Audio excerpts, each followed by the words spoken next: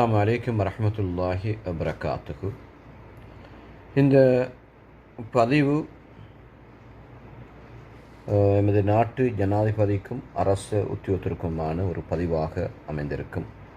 ஏன்னு சொன்னால், நமது நாட்டில் ஏற்பட்ட இயற்கை சீற்றத்தினால் முழு இலங்கை மக்களும் பாதிக்கப்பட்டு கொண்டிருக்கின்றார்கள். அந்த சந்தர்ப்பத்தில் ஜனாதிபதி ஊடாக கூறப்பட்ட சில விடயங்கள் இன்னும் மக்களுக்கு சென்றடையவில்லை. ஜனாதிபதி கூறிய சட்டத்திட்டங்களுக்கு அமைய அரசு அதிகாரிகள் செயற்படவில்லை என்ற ஒரு மக்களுடைய ஒரு குற்றச்சாட்டாக அமைந்திருக்கின்றது. நிறைய செய்திகளில் காணக்கூடியதாக இருக்கின்றது. கண்டிப்பாக ஜனாதிபதி கூறிய அந்த மக்களுக்கான கொடுப்பனவு பற்றிய ஒரு தகவலை நான் தருவதற்காக இங்கே வந்திருக்கின்றேன்.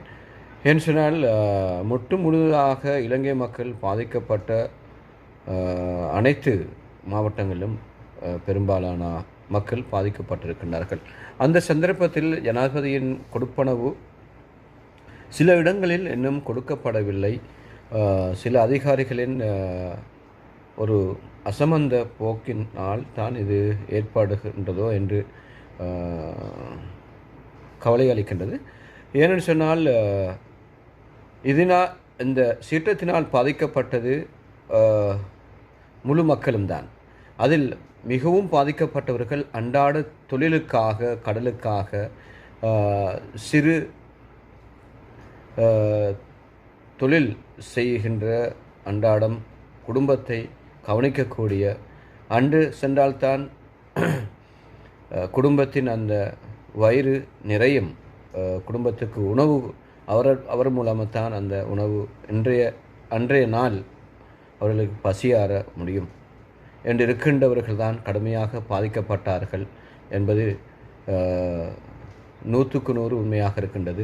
ஏனென்றால், அவர்கள் அன்றாடம் தொழிலுக்கு செல்பவர்கள், அன்று உழைத்தால்தான் அன்று சாப்பிட முடியும் என்றிருக்கின்ற வகையில் தற்பொழுது கூறுகின்றார்கள்,